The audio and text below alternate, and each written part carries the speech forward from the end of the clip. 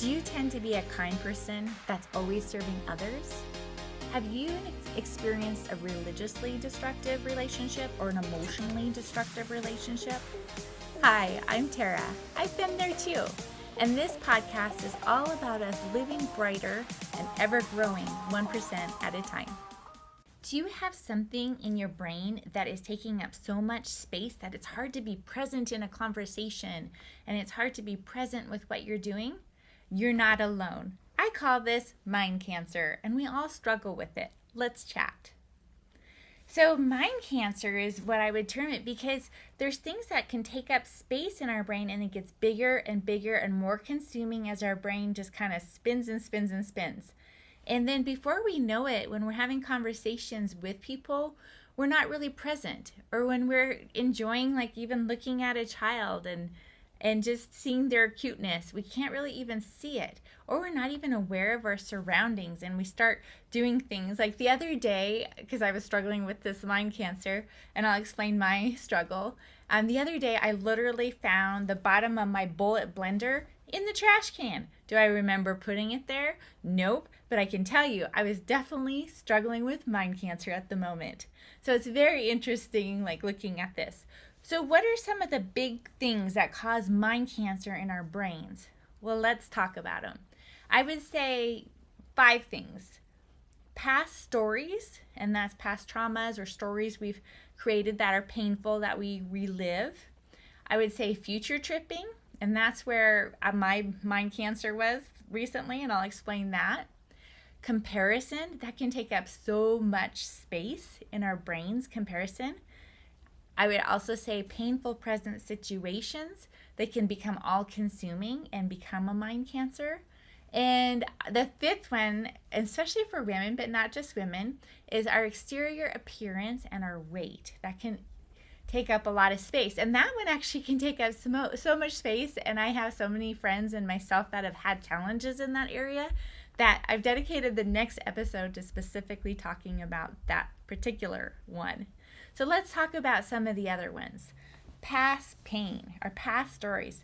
This is a big one because before we even know it, we're replaying stories in our brain of like, well, I'm just not very social, or and it's because, of this and this, and we have our reasons, and we become very attached to these reasons, but it becomes like it can perpetuate and become bigger and bigger in our minds, and then eventually, like again, take up space from being present and doing things intentionally and working through things.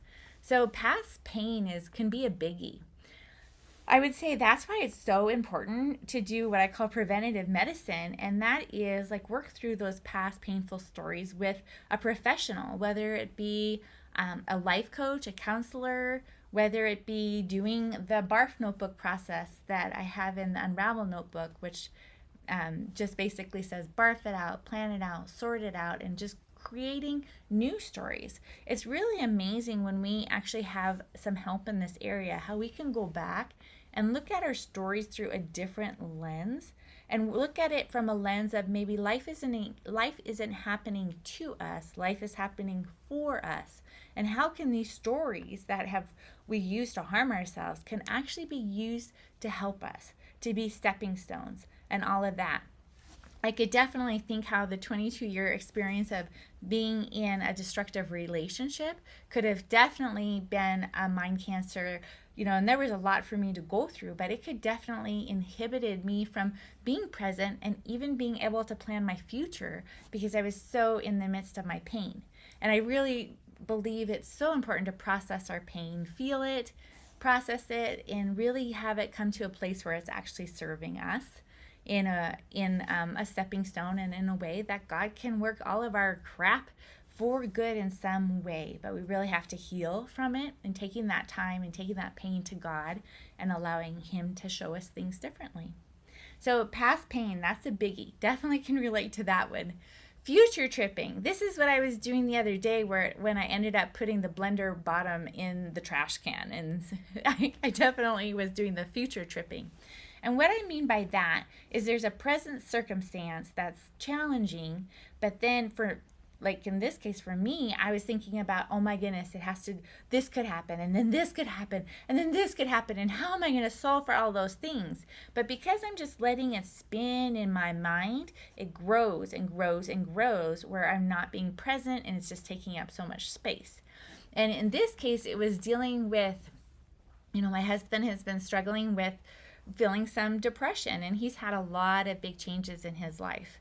A lot of big changes. But for me, what it did is trigger kind of the past story, but past pain, but triggered a story in me that's like, oh my goodness, if he doesn't get help, then he's not part of the team. If he's not part of the team, then I'm stuck. And, in this situation, and I have no, way of getting, and it's just da da da da da, and very frightening to me. And that really actually comes from my past pain. And that's why I, like it being exposed, because it's like, oh girl, you got some work to do. You got some healing to still do. Because what it really came down to is my poor little brain was in fright status, because, I felt very trapped in my last relationship, where I didn't have a say.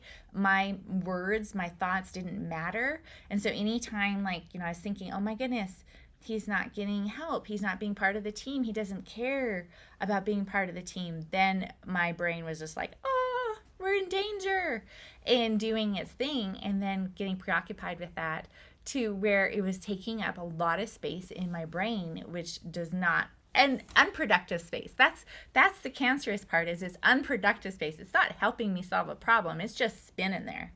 And that is not productive at all. So we'll talk about how we deal with that. So that's an example of future tripping. And for me, like I said, having an awareness of like, oh gosh, you are afraid because of this, and working on that part of me that is still like, feels in danger because, I was my previous experience, and not letting that come into the present experience and creating more challenges, being able to deal with the actual situation. So that's future tripping. Third one, comparison. I feel like comparison is such a robber of all joy, because it's never accurate and it's never helpful. It can never be accurate, because when we compare somebody's outside to our inside, we all know we have crappy thoughts, and we have struggles, and we have all that. We all know that. And yet when we're comparing ourselves to others, we don't see any of the whole situation for them.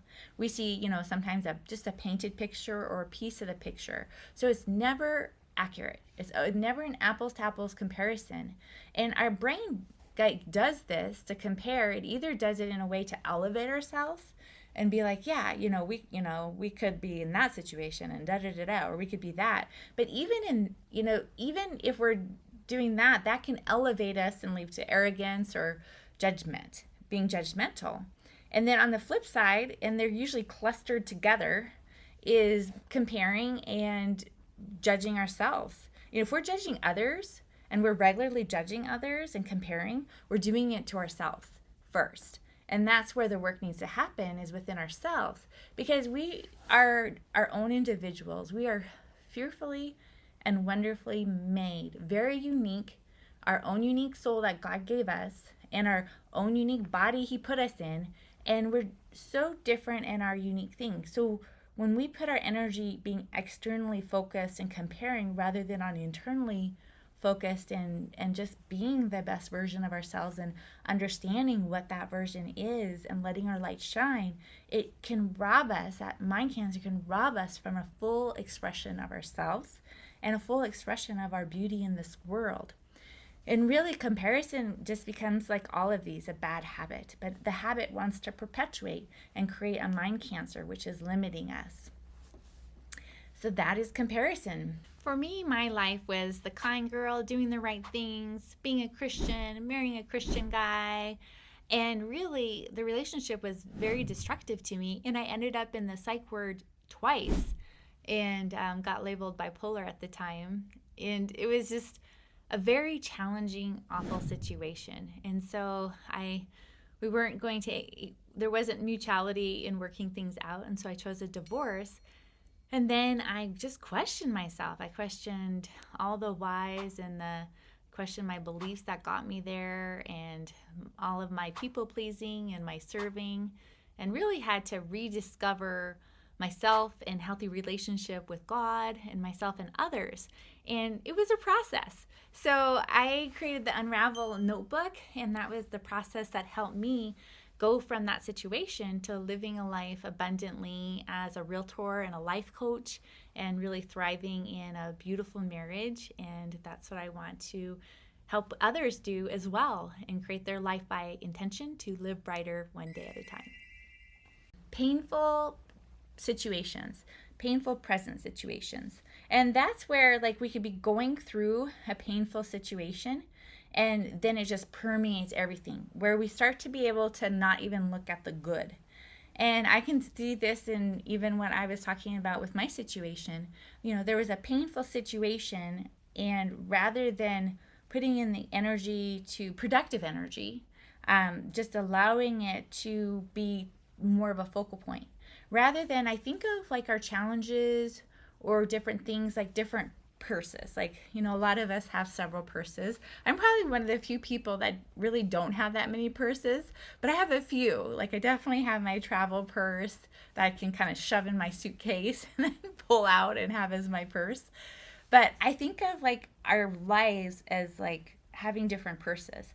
And I think it's really important to look at our present challenge in lieu of that. For example, I have my, the painful situation or whatever I'm working through with my husband, and that is in, my beige purse. And so I just keep it in my purse, but I don't stare at the content all day and be like, whoa, ruffling through it. It can't find it.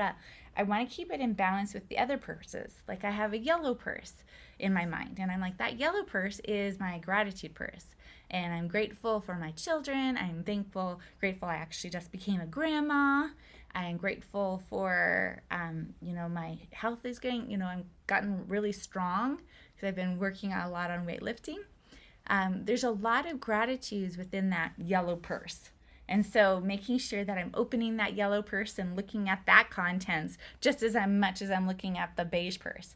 And then we have another purse. And I think that it's really good to have a blingy purse, and I actually, just to have like a blingy purse in our minds. And our blingy purse is like the things that we're really proud of, our gold stars, the things that we've done, that we've gotten through, things that we're like, wow, I can't believe I got through that. That was a challenge. Because it's such a good reminder of like, wow, I can get through this. I have the ability. And just opening that purse and being like, oh gosh, I remember that was a very hard thing to get through, and I was able to do it with God's help, and I'm really happy about that. And pulling out contents of that purse and looking at it and being like, oh yeah, I remember I did this thing and it took a lot of work and I accomplished it, and that felt really good. And looking at the contents of that purse. And so I just think that it's better when anytime we're going through a situation to make sure that we kind of have our contents divided in purses, and then take time for all of it. So for example, like if I have my challenging thing, I always take that into my quote unquote Zen den, which is just my time away where I have a healthy place to process. And I do my barf notebook process that I talk about in the Unravel notebook, or the book that's available on Amazon, where I'm just barfing out my feelings and my thoughts, and I'm sorting them out and I'm processing them out. And that being able to process on paper is so much more helpful than our brains. Our brains are actually not meant to hold a whole lot of information. It's actually not meant to be that way. It's not very accurate. And then it easily gets into the, oh my goodness, we're in fight, flight, or survival mode, and it's just not a healthy place. So being able to write it down makes a huge difference. And so, just saving time for like, hey, that beige purse that's bothering me, that is what I'm going to take to the Unravel note, or my barf notebook time, and my Zen den time. And so, but making sure we're spending time in each of the other purses, and so we can just enjoy things and keep things a little bit more balanced. Otherwise, those painful situations that we go through, and we all do, it can permeate. And I think another thing that makes our situations even more painful is we judge that we're in a painful situation.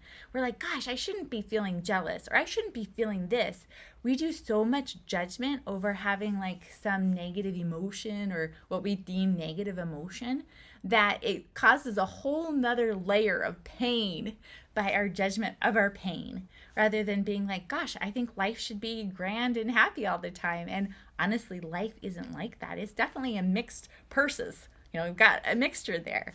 And, sometimes one of our purses is a little bit more heavy, and sometimes that, gold purse is a little bit more heavy and abundant, and that's just life. And so I think judging our life and judging our challenging emotions or whatever, rather than being, oh gosh, I'm actually experiencing fear, and I'm experiencing fear because of this, makes a whole new healthy way to process our emotion than adding another emotion of judgment, which adds shame or something else onto it. So painful situations.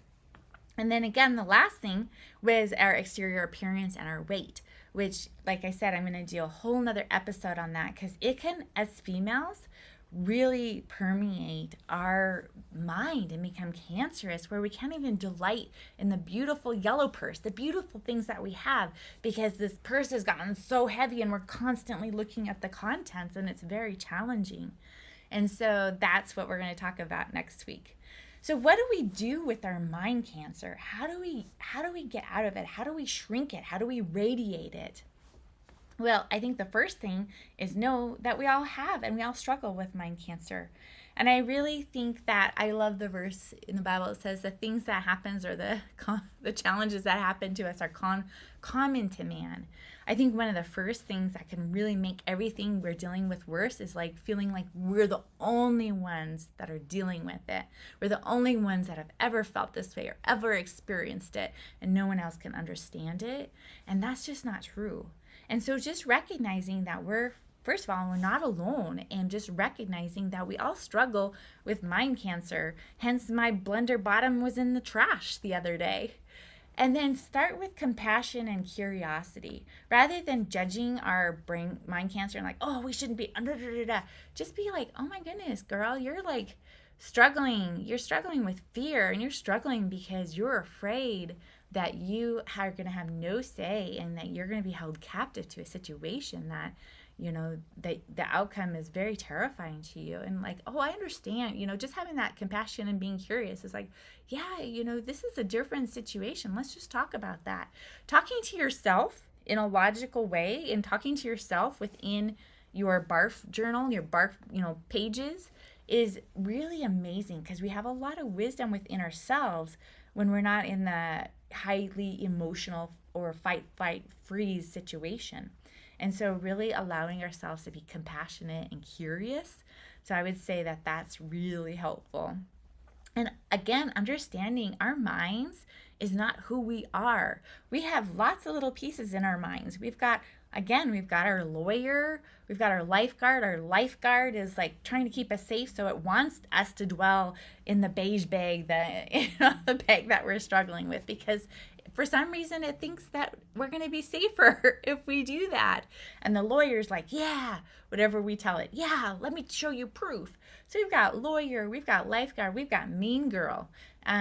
We've got to download our kind girl, and, different things like that. So just realizing that our thoughts are not necessarily who we are. We get a choice after we think them. But some, like those initial thoughts, that's we don't have to adopt that as like something's wrong with us. It's like, okay, we can be compassionate, curious, don't judge. Understanding our mind has lots of different things that come into it, and find ways. The third thing is to break the cycle and see things differently. I really like, there's a verse that talks about taking every thought captive, and it's because we can, and it is work and a challenge, but some ways to break that cycle, I would say for sure, don't leave it in the mind. For example, like even with my husband struggling with, depression and processing and all of that, like getting help, because in our own minds, it actually doesn't really serve us. Our brains, again, are not made for that. Talking to a friend can be super helpful. It's really amazing when we're doing our, past painful stories or our future tripping or our comparisons or just so into our painful situations. If we have a good friend that is able to speak to us, they can spot our bullshit so quickly because we get really attached to our mind cancer, and it's hard to see it. But another person can be like, well, that's kind of weird that you're comparing yourself to that situation because like that is totally unrelated and da da da da, and you're using that to actually hurt yourself.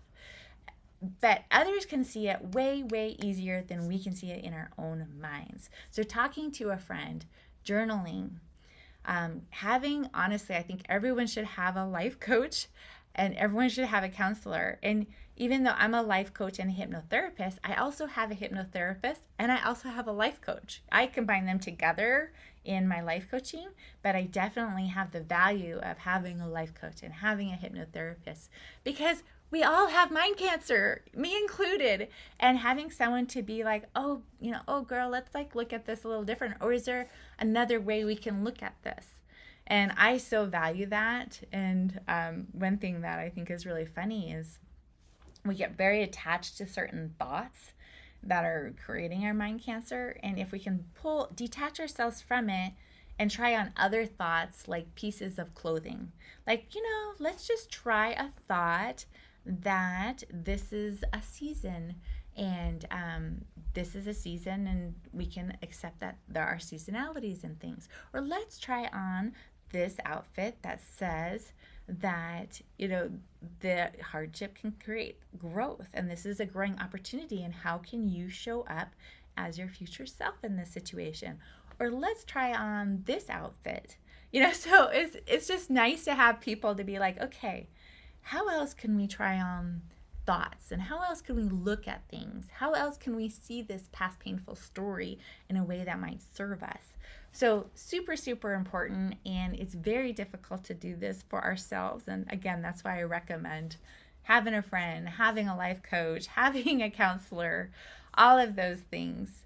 And basically, our energy and our mind, it's a precious resource, because if our mind is constantly expelling all of its energy and resources on our mind cancer, it leaves very little energy to just appreciate every moment that we have, every time that we have, and really be in the moment and experience the moment. And that's where our most joy comes from, is just experiencing the simple pleasures and just the beauty of it. And then you can actually live life intentionally. If we're caught up in our mind cancer and our past stories and my future tripping and my comparison, painful situations, if we're caught up on that, it's hard. It leaves less room for us to live our intentional lives and to shine brighter. So if this has helped you, share this. I believe in you. I believe in me as we work through our mind cancer. Live brighter 1% at a time. Have a great day.